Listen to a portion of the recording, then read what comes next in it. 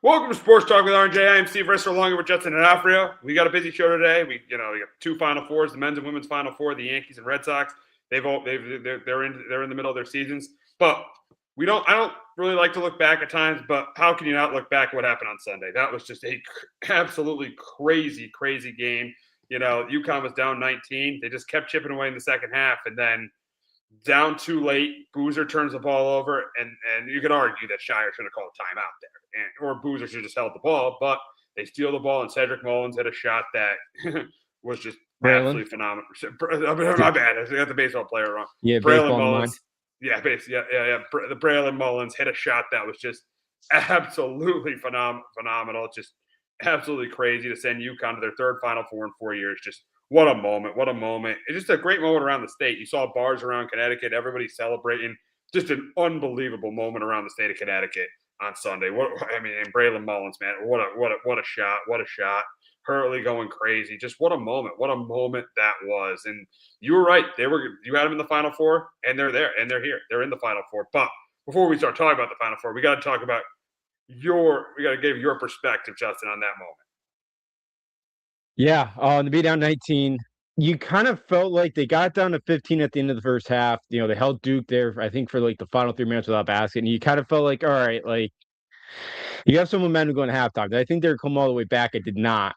But they didn't do it on like a 20-0 run. They just continued to chip away. And I've said this for years. Like those are the moments where like the one and done guys, all the freshmen, don't usually get it done. When you got a guy like Alex Caravan who's won 2 national titles, who's you got Terrace Reed there who's a senior too. Like I think that's such an important thing as well. And Boozer should have held on the ball there. Wild that they shot. UConn did 1 for 18 to start the game. They finished 4 or 5, and that was all they needed. But absolutely insane win. Just the composure there by Caravan to just dump it off the Mullins. The composure too defensively, not to understanding that they kind of had Boozer a little panic there, and Weird will get deflection. And I don't know if you noticed, Shire was screaming at Boozer to like pass the ball ahead. What? There was like a video side by side. Shire was saying like pass the ball. Yeah. Oh my god. So man. John so I call him the babysitter. John Shire, man. John Shire. Did you also see the video too? This was like from a year or two ago. He was showing his team at the end of a game moment. It was like between the Bulls and the Suns, and he was like, "This is like how." He was asking his players like, "How do you?" Churches. I don't know what happened there. But he was like asking the team like, "What would you do in this situation or whatever?" It was like Trey Jones saving a ball with like 4 seconds left. But it's like, John, I think you need to go back and learn some things. And I know Kay had a 45-minute discussion with him after the Final Four game last year. I don't know if Kay's gonna have another one. Oh, Kay couldn't sleep. Kay couldn't sleep after this loss. Kay couldn't sleep after this loss. Kay couldn't sleep after this loss. It hurt him so much. But yeah, you brought up though freshmen in big situations. Caden Boozer just did not made a terrible play there. And again, that's why UConn, really outside of Cedric Mullins, they got a lot of veterans. Terrace Reed, a senior. Solo Ball, a junior. Alex Caravan. They know how to handle these situations. A lot of these teams with freshmen, they have trouble handling it. That's why you've seen Calipari's teams fail over the years. And really, outside of 2015, that's why you've seen Duke fail in the tournament a lot. Yeah. They haven't been able to get it done. Like the Zion team should have lost to UCF. I'm like, this Duke team should have lost Siena. I said it 2 weeks. Like if Siena had one guy that go off the bench, Siena would have won that game. But they're so banged up that the only guy off the bench was like 6 foot 150. Like, wasn't gonna do much against that Duke team. So yeah, like this, and then and Carlos Boozer too. I don't know if you saw after the game Friday night, he was waving goodbye to St. John's. Little bit of karma there, I think too. Yeah. It was a Sweet 16 win. You were expected to be in the Elite Eight. Yeah. Little karma there. It's not like the St. John fans were like all over not like in his section. He's right behind the Duke bench. So yeah, karma's the what. So maybe a little bit deserved. So just wild the way like this one too, like this was better than last year. Like the way they collapsed this year was even better than last year. They did 2 years ago when Tennessee State. I think they were up 11 at one point in that game. They blow it. Yep. Then obviously you go back to North Carolina. Kay's last game against North Carolina. They've just been the king of chokers lately, and it's great to watch. Yeah, for someone like you who's a big Duke hater, it Yeah. definitely is great to Yeah. watch. It definitely is great to watch. And you had UConn in this region. You had UConn coming out of the region. I had Duke coming out of the region. So even as a UConn fan, I was really happy they won, but it did destroy my bracket. It did destroy my bracket. That game was the game that destroyed my bracket and gave me no chance to win my March Madness pool. But the great thing is UConn is back in the Final Four for the third time in 4 years, and they will take on Illinois, who they beat at Madison Square Garden the Friday after Thanksgiving, 74-61, beat them by 13 points. I mean, because they were the big reason they won that game is they were able to shoot the three ball. They hit 10 threes in that game. They held Wagner to 3 points in that game. So big matchup between these two teams. Illinois, first time they've been in the Final Four since the Darren Williams year in 2005. UConn, the third Final Four in 4 years. But before we talk about the matchup, we got to talk about, did the game did the win at the Garden? Does the win at the Garden give them an advantage going into this game? And I think yes, it does. It does. The fact they beat Illinois earlier in the year, I think it absolutely gives them an advantage. I think it absolutely gives UConn an advantage in this game. I think it does. I think it gives them confidence. It gives them. I know the teams are different from 4 months ago, but I think it absolutely gives them an advantage going into this game. That wire-to-wire win at the Garden against Illinois, I think it does give them an advantage. It does. It was one of their better games they played all year. They came out guns blazing and they got up to a big lead. And Illinois kind of clawed their way back. I think they got it maybe down to 7 or 8 points. Was kind of the closest it maybe got there in the second half. But yeah, it's definitely advantage. I think Illinois is better than they were back in November. You could probably say the same thing about UConn. But like because Wagler hadn't really come on the scene yet. I don't think he played about 10 minutes that game. Like he hadn't really become a force. And obviously Illinois has really been a lot better since he's come on pretty much around conference play right in January. So, but yeah, I think and also too I kind of like UConn in the matchup just coaching wise too because everyone's done a good job with the team, but I just go back to 2 years ago in the Elite Eight when you kind of went up, on that 30-0 run or whatever. And Brad Underwood's like, we'll just keep going right at Klingon like 100 times we have to. And it's like, really? Like, that's just that's just one of the dumbest things I've ever heard out of a coach's mouth. So since then, I've just like lost a lot of respect for Brad Underwood, just as an X's O's coach, but he's done a good job. So like, I think, Hurley and Co could really scheme some things up. And I do really think UConn's got a huge coaching advantage in this one too. Yeah, and I agree. I agree, and that's why I don't understand why Illinois is a favorite in this game.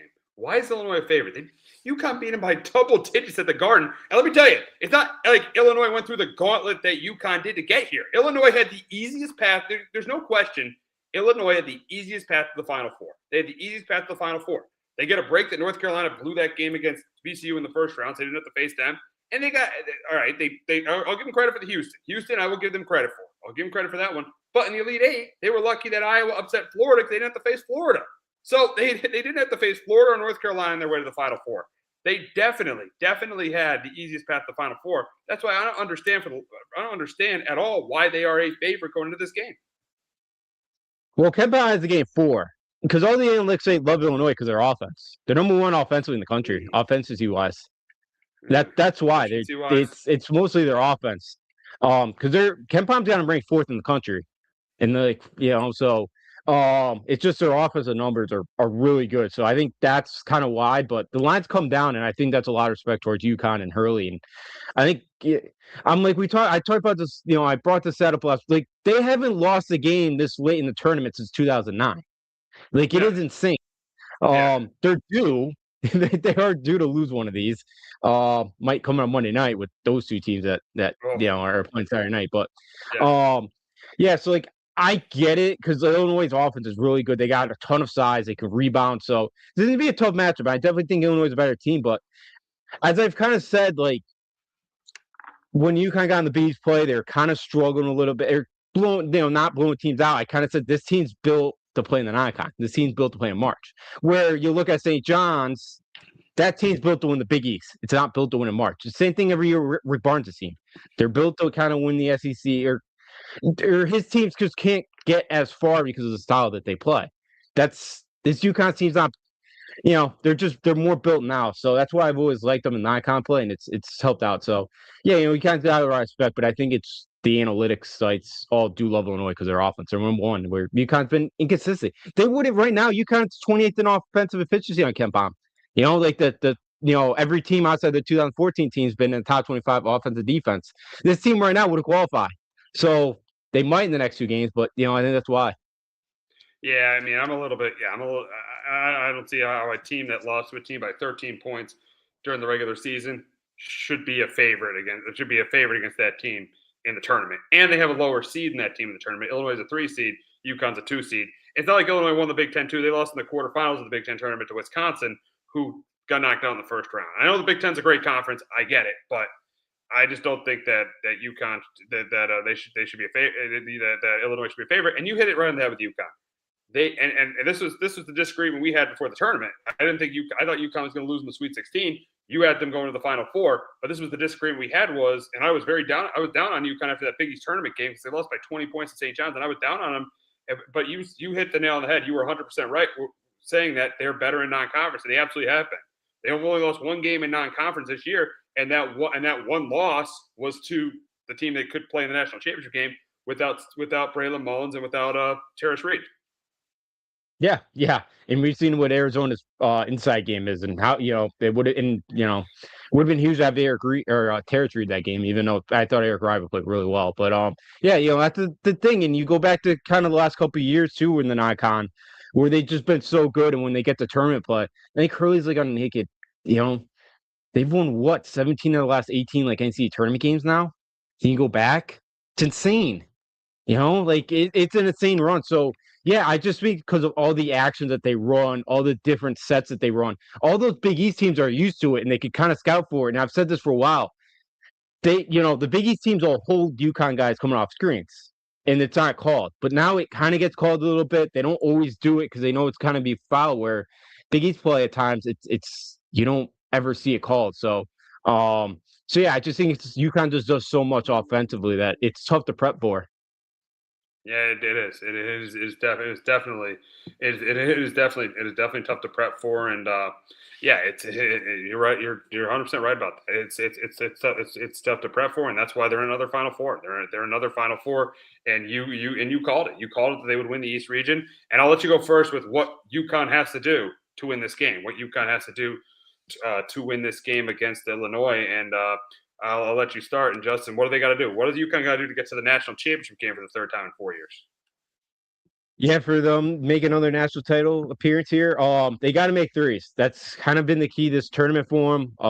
They're middle of the pack. They started the game 1 for 18 on Sunday, but they finished 4 or 5. And I try to say this every year when we do the Final Four. It's Final Four week.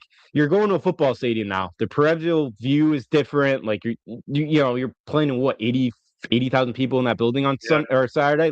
The shooting numbers sometimes are always down in those games.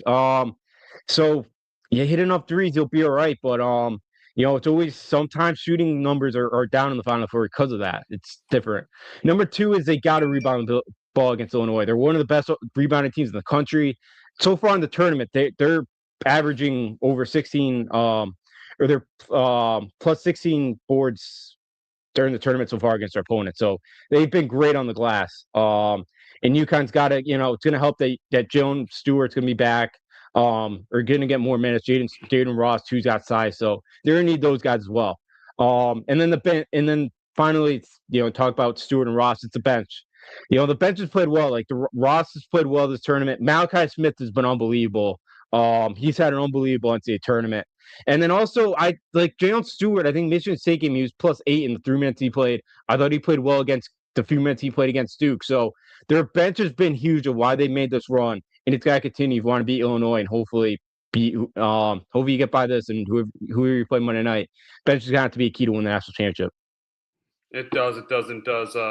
My first one is they got to contain Wagler like they did last time. They got to contain Keaton Wagler like they did last time. He scored 3 points. He only got into foul trouble in the game at the Garden, but he only scored 3 points. So they got to contain him. To me, that's number 1. Number 2, what's been their bread and butter? They're at the postseason. Terrace Reed.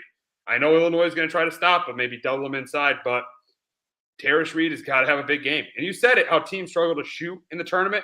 UConn's got advantage. They got probably the best center of any of these outside of maybe. No, I take him over Mara. Krivas. Krivas. I take him over Krivas. Arizona. Yeah, Krivas. Would you? I think Krivas are very good defensively too. He's very good defensively, That's why. But offensively, offensively, I'm taking Terrace Reed.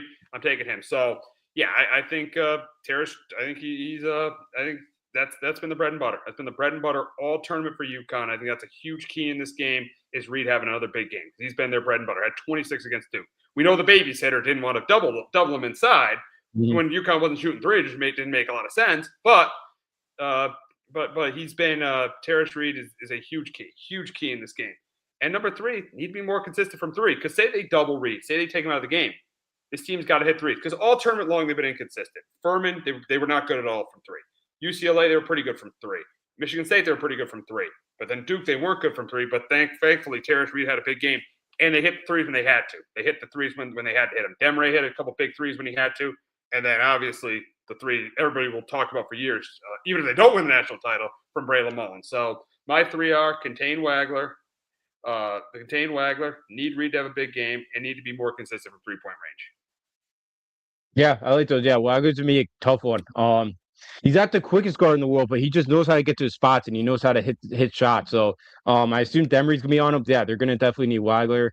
And yeah, Reed too is gonna be a huge key because he's been awesome. I think he's averaging like over 19 points so far in the tournament. That game against Furman, I think he's having one of the best kind of runs that we've seen from a big guy in a long time in the NCAA tournament. And yeah, the 3-point shooting too. That's just they're 144 now in the country in 3-point shooting.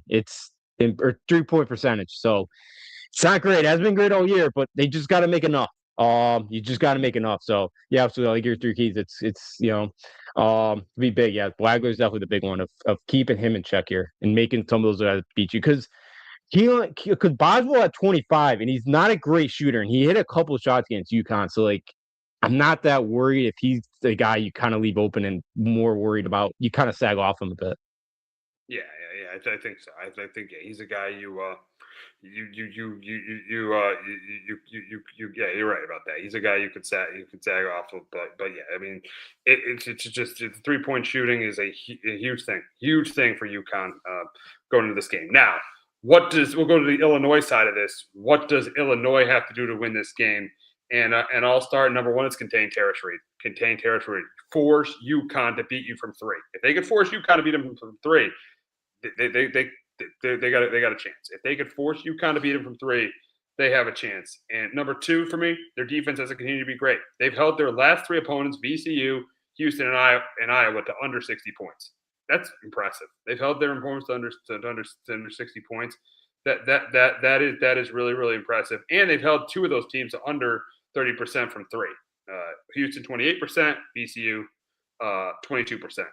And then number three, Wagler's got to be better. This is your moment. This is your moment in this big game. You want to take Illinois to the national title game, you got to score more than 3 points. So this is your moment. You got to take advantage of it. So to me, Wagler's got to be better. So for me, for Illinois, Wagler's got to be better. Defense has to continue to be great, and they got to contain Terrace Reed.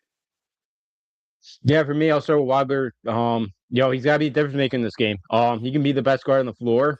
He might be the best guard left in the tournament. And yeah, he's been awesome these last couple months, and he's been a huge. He scored 46 in the game this year. He's really come on here the second half of the year, and he's put himself in it's a deep class coming up, but he's put himself in contention of being like a lottery pick. So he's huge. My second one too is Terrace Reed. Don't let him kind of be, don't let him be a difference maker in this game as well. Each of his brothers are gonna be guarding him. They're not bad defensively. They're all right. But those two are gonna have to do a good job. And yeah, I wonder if they will double if those because I kind of felt like Shire was trying a little bit of like what we did against Edie. We'll let Reed get his own, and we'll let everybody else try to beat us, and that worked for a bit. And then in the second half, it didn't, and he didn't really adjust off of it. But always said Shire's not a great X's and O's guy. But so that's number two. So Reed just can't be a total difference maker. Number three, they got knockdown shots too. They're really good 2-point percentage team. 3-point percentage team, they're a little bit better UConn, but not by much. So, but they have some shooters on the team, and they can knock enough down. Like I know, like Stojakovic is having a really rough year, and he's usually he's not hitting any threes. No, he's not hitting threes like his father. That's for sure. He's not hitting threes like his dad. No. Last year it's like 33, 34%. So I don't know what's going on with him this year. He's been way down So, they need like him to knock down some shots. Boswell, like if he can make a couple, he's like 30% on the year. He's not great, but Wagler. So if they can knock down their threes as well here, they got a good shot because they have a good inside game and they can turn that to be an outside game as well. To be tough for you kind of beat. Yeah, exactly. Yeah, if they could do that, it will definitely be tough for UConn to beat. But now we'll go to our game prediction here. We'll go to our game prediction between the two teams, between UConn and Illinois. We'll go to our game prediction. And I think in this game, I think UConn does shoot the three well. And although I think Terrace Reed gets another 18 to 20 points. I think Wagner does his thing, but it's not going to be enough. As I've said, Illinois had the easiest path of any of the four teams to the Final Four. They had the easiest path of any of the maybe you could argue Michigan, but I think Illinois had one of the easiest. It could have been a lot more difficult of a path for them. They didn't have to play Florida. They didn't have to play North Carolina. They got to play VCU and Iowa to get there. So they definitely had an easier path than UConn. UConn beat them during the year, and I know I went against UConn in both games last week. I went against UConn in both games last week, and I couldn't have been more happy to be wrong. But in this case, I am going to go UConn here. I'm going to go UConn to advance to the national title game for the third time in 4 years.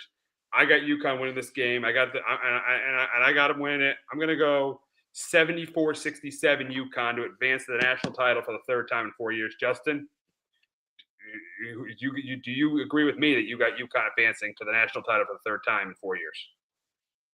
I do. I can't pick Brad Underwood against Dan Hurley. I just can't do it. And I think Terrence Reed has a big game. I do think they get it going enough. Braylon Mullins, the kid from Indiana, I think grew up about 25 minutes away from Indianapolis, so maybe that big three got him going, and maybe that 3-pointer gets him going this week. On Saturday, hopefully Solo knocks down a couple shots. I think the bench plays well, and I think UConn wins the game 72-68.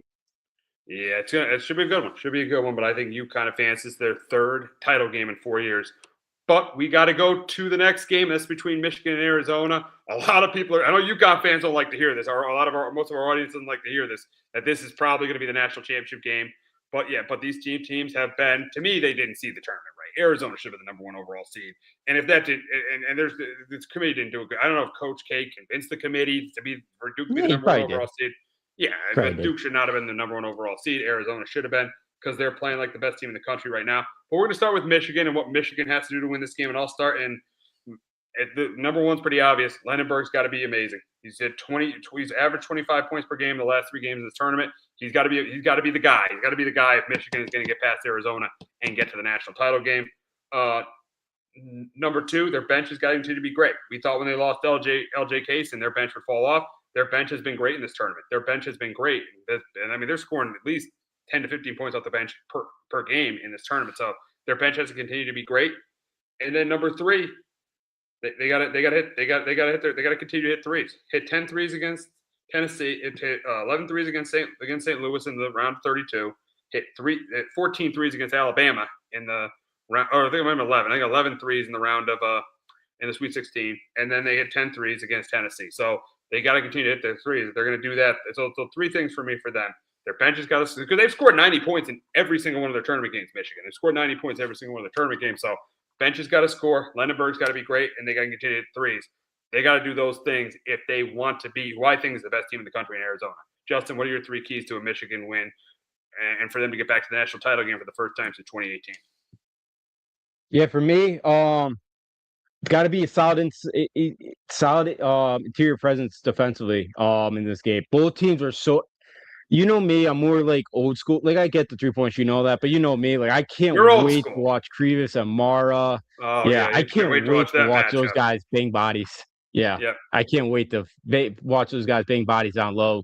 Axelborg 2 down there. So I think it's going to come down to who can card the rim better. So that's my number 1 key for Michigan. Number 2 is for me is they got to make more shots from 3. They're more reliant on that 3 ball than Arizona is. Arizona can hit them. They don't take a ton of them because they don't really have to with some of the guys that they have that can get to the rim. But if they can knock them down, they're going to be it's going to be tough to beat because obviously 3, three's more than 2, of course. So then my final one's Trey McKinney's got to be a factor off the bench. I know you mentioned kind of total Michigan bench, but McKinney's been really good too. And because Rodney Gale's kind of their other scorer off the bench, but because they lost Case too. those are like their two big guys off the bench that have been big impact guys that have scored. And I think McKinney, though, is a little bit more impactful with Gale. So I think, for Michigan, McKinney's got to be a big force off the bench, especially too, because he can knock down the shots. Yeah, he does. He definitely does. He absolutely does. Now for Arizona, what Arizona has to do? What does Arizona have to do to get to the national championship game? This would be their first national title game they get to in 25 years. First Final Four they would get to in 25. No. It's the first national title. This is the first Final Four game they've been in since 2001 too, because they were close against Illinois in 2005 and they blew that game. Close against UConn too in the Derek Williams year as well. But what they got to do, contain Lindenborg. Contain Lindenborg. He's their best player. They got to contain him. Don't let him go crazy. They got to contain Lindenborg. Number two, their bench has been more consistent. They were really good against Arkansas, but they were kind of inconsistent against Utah State and Purdue. Their bench has got to be more consistent. And then number three, need to shoot the threes more. Yes, I know they can make threes, but against a team like Michigan, who's averaging over 90 points a game in a tournament, you got to hit threes. They have to shoot the three ball more in this game. They have to shoot the three ball more. So for me, my three keys is for Arizona, contain Lindenborg, bench needs to be more consistent. They got to shoot the three ball better. Justin, what are your three keys to Arizona getting back to the national title game for the first time since 2001? Yeah, for me to get back there, wild that this program only has 5 Final Four trips. You feel like it should be more than that. But yeah, number one for me, it's the same one with Michigan. My first one is who protects the paint better. I think it's really going to come down to that, and I that's why I have both in my keys here. So that's number one. Who can protect that paint better? Number two, force turnovers. I've always kind of said this about Ellie Cadeau. I think he's had a really good tournament. But a game like this would be very up tempo. Both teams are top 25 in tempo. There'd be a lot of possessions. Can you get Elliot Cadeau to make some mistakes, pressure him, turn him over? Because Jaden Bradley, I take over Cadeau. And so I think Cadeau, if you can get him out, if you can make him force a couple of turnovers, I think you're in good shape. And number three is actually Jaden Bradley. He always makes the right plays. He's always where he's supposed to be.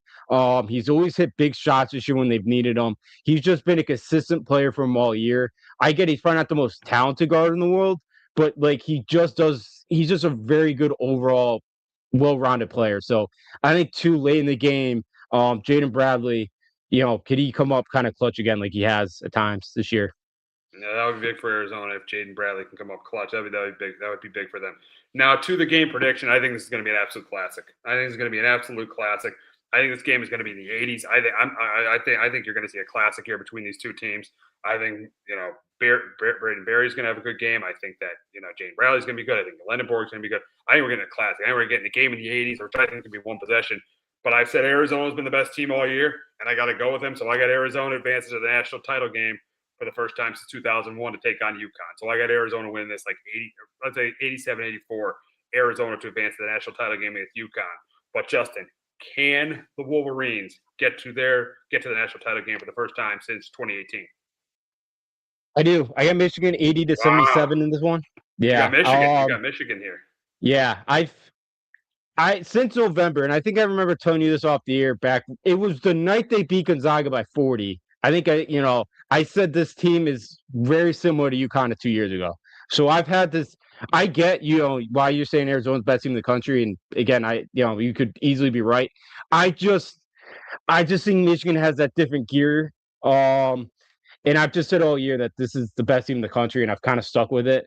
And I also think the Tommy Lloyd stuff, the North Carolina, could be a little bit of distraction this week.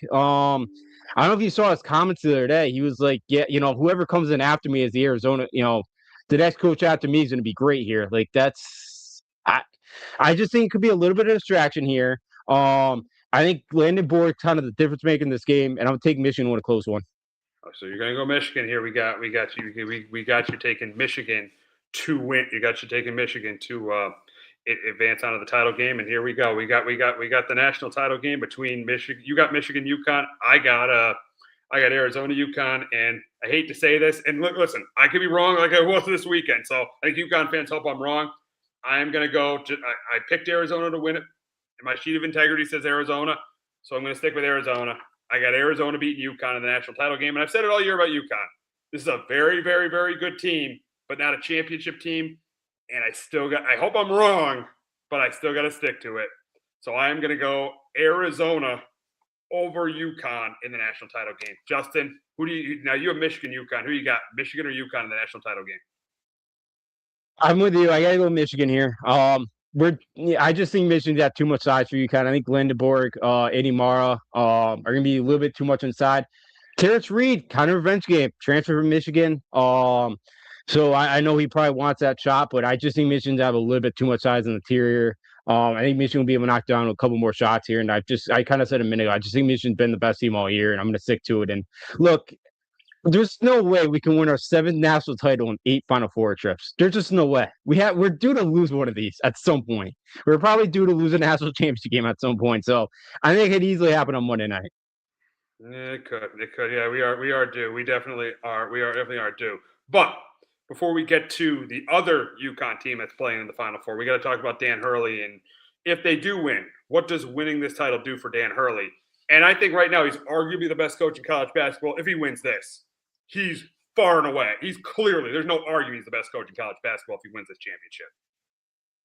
Yeah, absolutely. It would put him in tier zone. Nobody else has got 3. And I don't know. I'm surprised. Patino did it again Friday night. Ruben Prey, 4 for 4 from 3.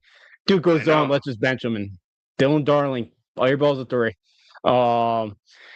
Only another class by Patino there. But so he put him in a tier. He's being a tier zone, and what he's been able to just bring back to this university and this program. I don't know if you saw Ali actually had a really nice Instagram post about the team, and congratulated Hurley and the team. So he really time heal. Yeah. So time heals wounds. So he's actually he's congratulating the team now. Have they ever honored Holly at UConn? What was that? Have they ever honored Holly? I don't think they've ever honored him. They've never honored the 2014 team. They never did. I wonder if they'll do it in a couple years when the 20th anniversary comes around. I wonder. He did congratulate him. I've never seen Ali at a UConn game since 2018. Yeah, I don't think he's come back. No, I don't think he's been back yet. Which even Hurley kind of said when he talked with Tracy Wilson, he was like, with Calhoun won the titles here, Ali won the one. So I think they would. I think it's probably at the point where if he showed up, I don't think anybody. We've won 2 titles since. I don't think anybody's sitting there booing him. So he's gotten this program back to glory. So I think it just put him in tier zone. 3 again, this would be the first one since John Wooden to do that.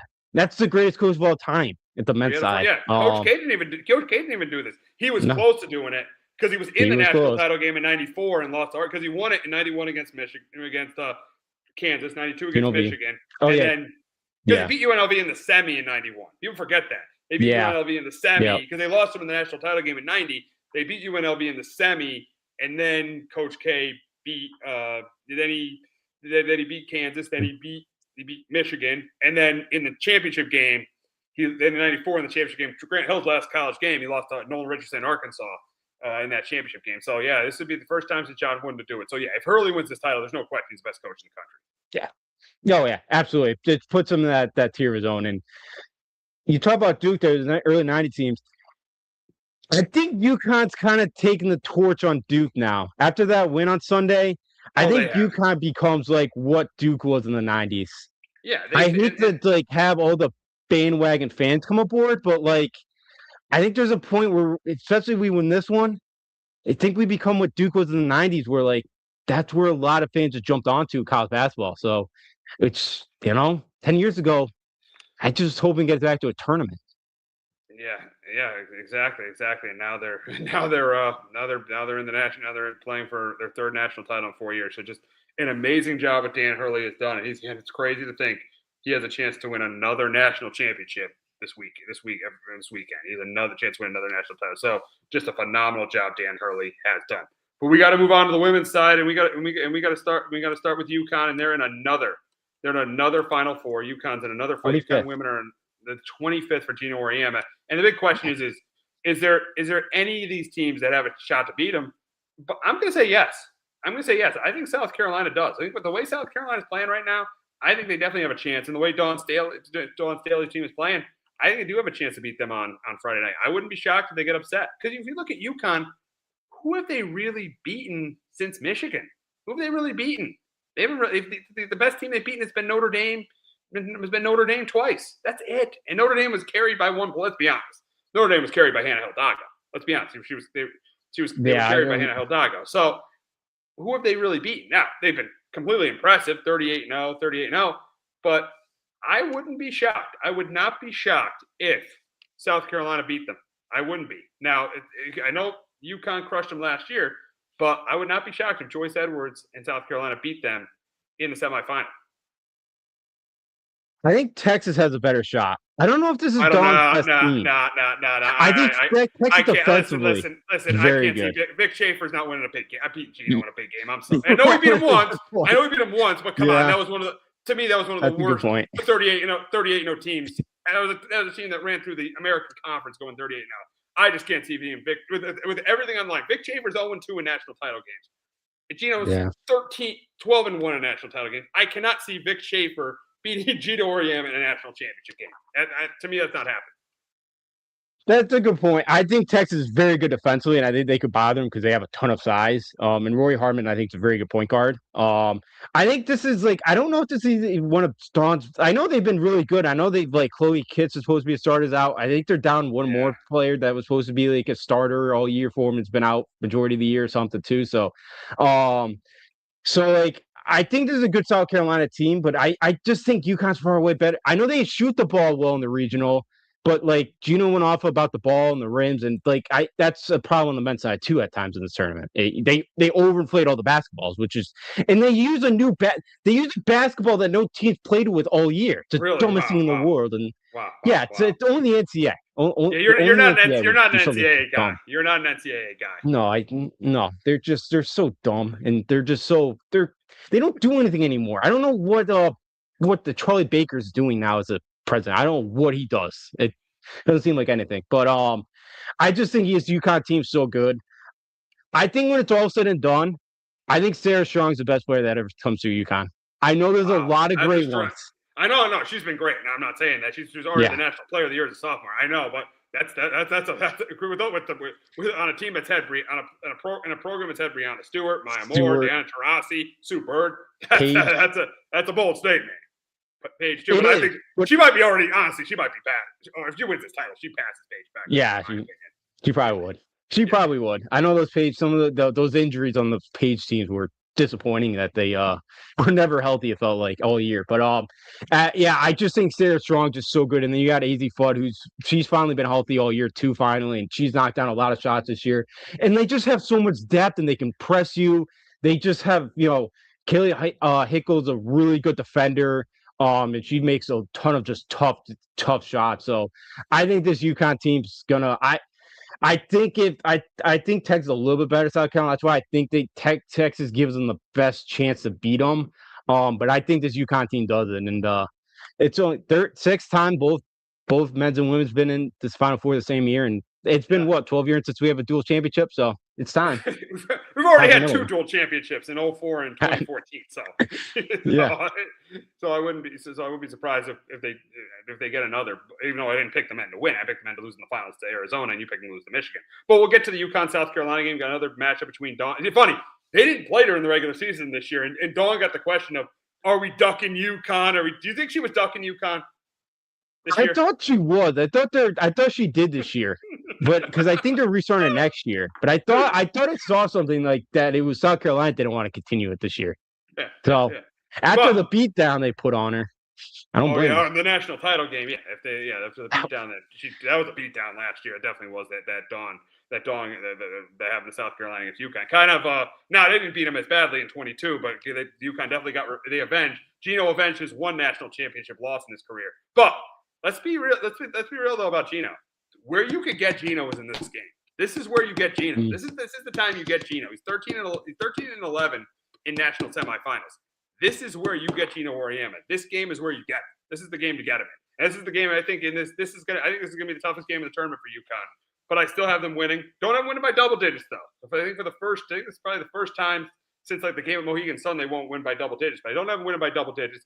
But I got them winning. I got them advancing to their to their second consecutive national championship game and their third national title game in the last 5 years. I got UConn winning this one by, I'd say, about 5 to 7 points. And Justin, do you agree with me? You think UConn heads back to the Natty? Yeah, I think we said we kind of gave it away earlier. Yeah, I'm going with UConn to win this game. I'm going to be honest too. When you get up on South Carolina, Don Staley turns into like a crybaby almost on the bench. Have you ever noticed that?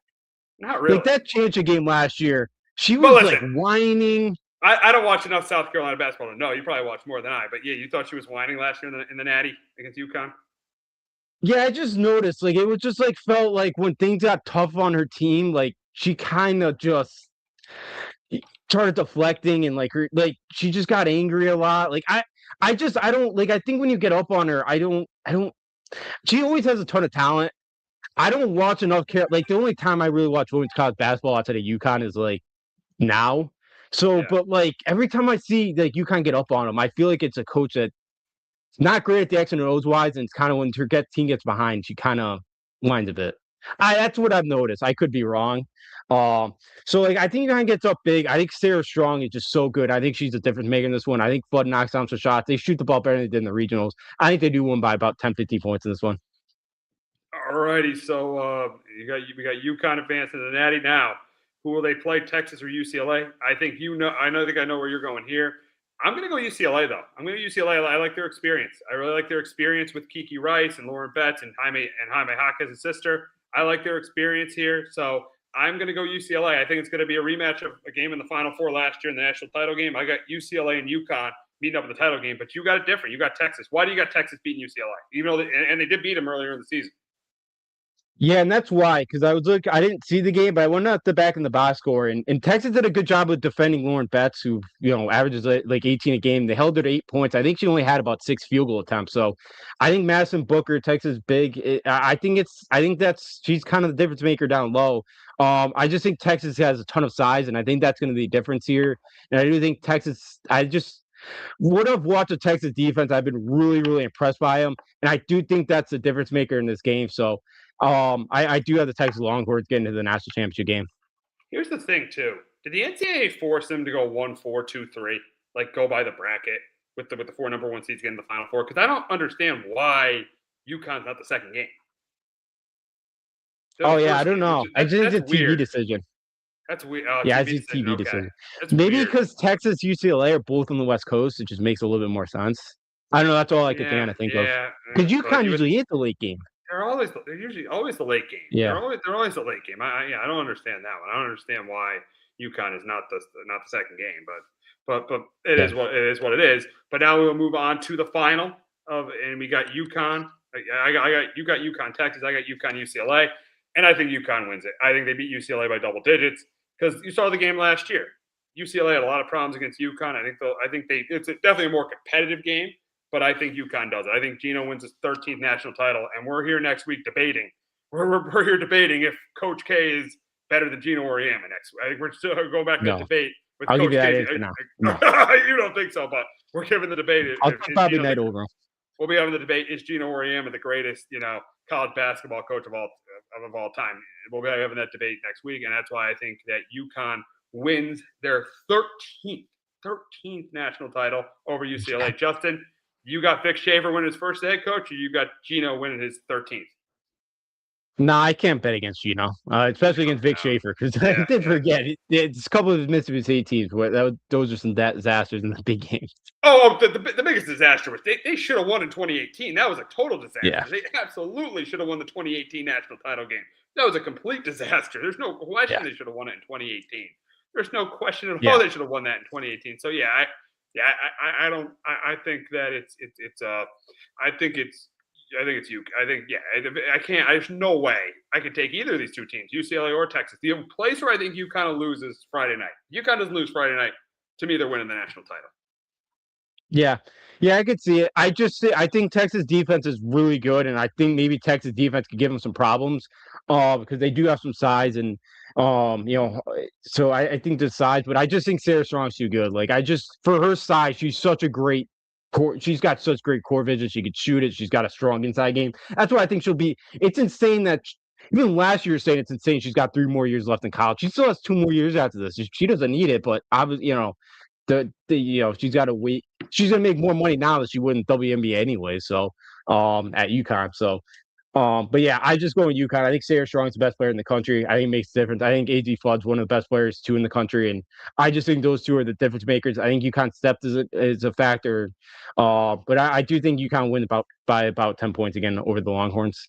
Yeah, I think this is a UConn team. I know they've had an easy schedule. The Big East was not that good, but I think this is one of the more dominant UConn teams, and it's just hard to see them losing with they have 2 All-Americans. I mean, with AZ Fudd and Sarah Strong, and Sarah Strong is on her way to being. If she wins this title, she's on her way to being, as you said, she's on her way to being Breanna Stewart. Maya Moore, Diana Taurasi, Paige. Even I think passes Paige Beckers if she wins this after 2 years. So. It's pretty amazing how good Sarah Strong is right now. It's insane. It's really insane. And yeah, she's just great shooter at her size, great inside game, great passer. She knows where to be. So yeah, it's insane to watch. She's fun to watch out there because yeah, she's just so much better than everybody else out there. Yeah, and the thing is I'm not surprised because her mom was a Allison Feaster. She was a WNBA player. Oh yeah, she works for the Celtics. Her mom works for the Celtics. So just an amazing player and could do what Breanna Stewart did, lead UConn to 4 straight titles. It's possible. Yeah, it's possible because I think Gino hangs it up when Sarah Strong graduates. I think I think he knows that he could go on that Breanna Stewart run here where they lose like 5 games in 4 years type run. Exactly. So, yeah. So they could have won 3 or 4, with her there. Yeah. So we both like UConn. So in the men's, you like Arizona, I like Arizona, you like Michigan to beat UConn. We both like UConn to win in the women's, but against 2 different opponents. I like them against UCLA. You like them against Texas. So it should be a really fun weekend. You got both UConn teams for the 6th time. For the 6th time, you got both UConn teams in the Final Four. So that should be since 2004. So it's the 6th time in 23 years we've had this happen. So it's crazy. It's crazy. 1/4 of the years we pretty much like once every 6 years we get both UConn teams in the Final Four. So it is great when it happens, and it is happening right now. But we got to wrap up the show talking about the Yankees and Red Sox. And how about those Yankees where they started the season? How about Max Fried? This guy, 13 innings, no earned runs. That's amazing. That's phenomenal. Max Fried has been absolutely phenomenal for the team. How about Giancarlo Stanton? He's red hot. Judge, yeah, the average is down, but he's hit a couple big home runs. So Ben Rice has been hot. Bullpen's been good. Pitching has been solid so far. Even though I would like to see more length in the rotation, the pitching has been solid. 4-1. This team is on the right track right now. They definitely are, and I think the way it's looking right now, I know it's early. I think they could be neck and neck with Toronto. It's gonna be another race in the AL East, them being neck and neck with Toronto. Yeah, it's been a good start to the year. Yeah, the one guy in the lineup I don't worry about is Judge. Yeah, he's got the couple home runs. I know he'll get it going. It's just a matter of time. Yeah, but the lineup, you mentioned Stan's been really good. Ben Rice has looked. He's continued to kind of what he's had last year, and yeah, the rotation has been unbelievable. It's been obviously Cole and Rodon are coming back soon. I do have one gripe. Of course, you know where I'm going with this with Aaron Boone. Coming on an off day in a tie game in the 9th inning. Why are we pitching Paul Blackburn? Why? Wow! This is what I can't stand. I get it. One loss. You lost the tiebreaker last year. All these games matter. That was key. Key. They lost the tiebreaker too because they had to go to Toronto for those first 2. Had to play that tough series with the Red Sox. Then had to play Toronto. Had to go to Toronto. They got blown out in those first 2 games. Yeah, they did. So again, why? Why do we got to pitch Paul Blackburn, our arguably worst guy in the pen, at a tie game in the 9th inning? You couldn't go to anybody else on an off day on day 4 of the year. Couldn't Boone? But again, this is why I'll never trust Boone because of decisions like this. But other than that, there's not much nitpicking to do. The bullpen's been great outside of Blackburn. But so yeah, it's been a great start. I don't want to overreact because we're 5 games in, but I've liked what I've seen. It's a good West Coast trip. You can win 4 or 5. Even if they lose today, you win 4 or 6 on a West Coast trip. You're going to take that every time. Absolutely, you're definitely gonna take that. You're definitely gonna take that. And how about here's the thing. I can't wait till Garrett Cole gets back because the way Max Fried is pitched, we've never seen Garrett Cole and Max Fried together. That 1-2 punch. If Garrett Cole is what he was before the injury, that is going to be awesome to watch those two guys at the top of the rotation. Yeah, oh, absolutely. And then you had Cam Slittler in that mix, who looked Yeah. awesome too there today in his first start. Yep. You know, so yeah, he's continuing to work where he ended last year. So yeah, you add him in the mix with Max Fried, who's looked really good so far, and Garrett Cole that getting up there in age. We don't, it's going to be a year and a half since we last seen him on the mound, but yeah, like if he's his old Garrett Cole self, that's a deadly 1-2-3 they have right there, and Will Warren too, who I thought looked pretty good, and too. So the other night, so you have a really good four right there, and I guess you have Rodon too. So I don't totally trust Rodon, but he's had some good starts when he's needed to. Oh yeah, absolutely, absolutely. He definitely has. So yeah. Once this pitching rotation comes back and this bullpen pitches the way it is, yeah. I mean, I don't overreact, but they're looking really, really good. But you're right about Boone. Can you trust Aaron Boone? Can you win a World Mhm. Series, Aaron Boone, as your manager? You don't think so? I'll give him one more shot. I'll No. give him one more shot this year. I'll give him one more shot to see. Much if he kinder can- than me. What do you say? You're much kinder than me. Yeah, listen, Boone has got them in the playoffs mostly every year. Let's be real. Let's be honest. Yeah, He's it's got the them in the playoffs. Yankees. I get it, but he's had them in the The playoffs Yankees. every year. Got him to a World Series. He's not been as bad as people think he is. Okay, they've been consistent. Okay, he's been there. He's been the man. He's been consistent. He's been a consistent. I know it's the Yankees, but he's won games. He's won games. There were years Girardi missed the playoffs like three out of 4 years. So give the man some credit. I know he hasn't won a World Series, but give the man some credit for the sustained success he's had as the manager.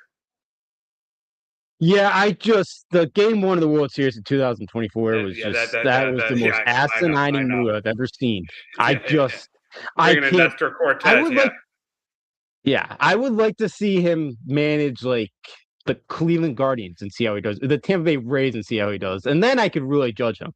They don't. I get it, Girardi missed some, but like I'll still take Girardi because You want it. he's not gonna be best friends with everybody, and I don't like that. I don't think a coach should be like that, but I get it. I get it's baseball nowadays. I get, I guess I get there'll be no more Billy Martins. Would I love to see a Billy Martin? I would, but I get that does not work in 2026. It does not. It definitely does not work in 2026. The Billy Martin thing definitely doesn't work then. Now, series with the Marlins this week. I'm confident they take 2 out of 3 at home against the Marlins. Max Fried is pitching one of those games. They got opening day on Friday. I don't think they're losing that. I think it's at least 2 out of 3 against the Marlins, or I wouldn't be shocked if they sweep them. Yeah, I'll say they take 2 out of 3. Because they do have to face Perez on Friday, who's a pretty solid pitcher. And Meyer's been decent too. Ryan Weathers, pitched well the other night too, and he's going up against former teams, so I expect a big start from him. So yeah, I'll take 2 out of 3 because you got Fried on the mound on Sunday afternoon. So this Marlins team hasn't, Marlins team's 4-1, but I know they faced Chicago here, and then they opened up with Colorado. So they played arguably the 2 worst teams in the league. But good young team. I think the future is a little bit bright there in Miami if that owner ever wants to spend a dime. Yeah, exactly. You're definitely right about that. You're definitely right about that with the Marlins. Now, going from one extreme to the other, we got to get to the Red Sox. Really, after their good performance on opening day against the Reds, winning 3-0, and Garrett Crochet pitched well, they've lost 4 straight. Their pitching has been bad. The early was okay on Sunday, but still, the other 3 pitchers, Suarez, Bello, and Gray, haven't gone over 4 innings. They have ever really, outside of the first 2 games, they haven't really hit. They really have not hit. They didn't hit. They've scored more. They scored 2 runs against the Reds. They scored 1 run against the Astros. I think the last 2 games they scored 1 or 2 runs against the Astros. So they really haven't hit. That was a concern. That's a concern coming in about this team was their power. Their pitching has been inconsistent. I think it's a rough stretch, but there definitely is concern that if this team doesn't pitch well, this team is not going to make the playoffs because this is not the best offensive team. Losing Bregman, they don't have a ton of power in the line. They got length in the line, but they don't have a ton of power. And if this team doesn't pitch, though, they're not going to be able to get to that great bullpen. And they're not. I don't think they're going to score enough runs to make up for the bad starting pitching. So if this team has a stretch of starting pitching they've had this week, it's hard for me to see them making the playoffs. But it is the first 5 games of the season, so I'm not going to overreact. Yeah, I'm not either. I'm not going to react to here either. I didn't love the Sonny Gray move. Like we saw him in New York. He's not a big city pitcher. He's just not. He's built the pitch in like Cincinnati and Oakland and St. Louis where he's been, and he's pitched effectively. I don't think it's going to work out here in Boston. Ranger Suarez, I think, is going to be better. Rough first start there. But look, they lost 27 games last year by 1 run. They've already lost 2 this year. Again, I think they won 1 game last year in extra innings where they were the away team.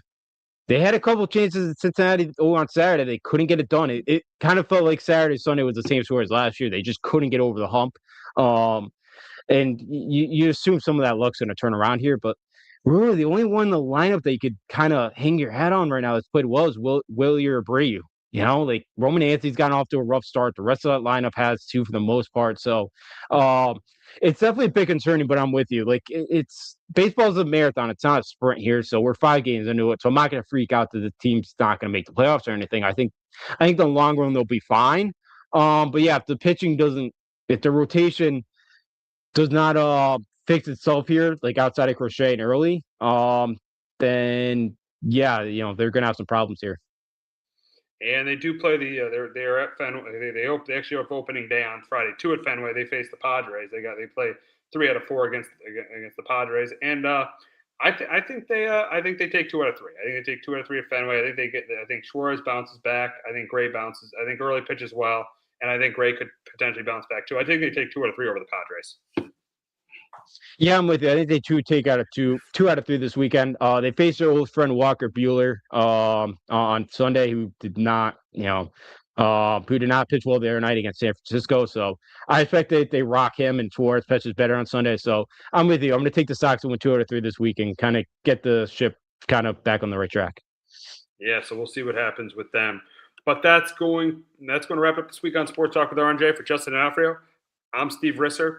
We will be back next week recapping the men's and women's Final Four, talking more Yanks and Sox, starting to get ready for the ready for the NBA playoffs, and we'll talk about any NFL news that comes our way. Have a great weekend and enjoy the Final Four, and go Huskies.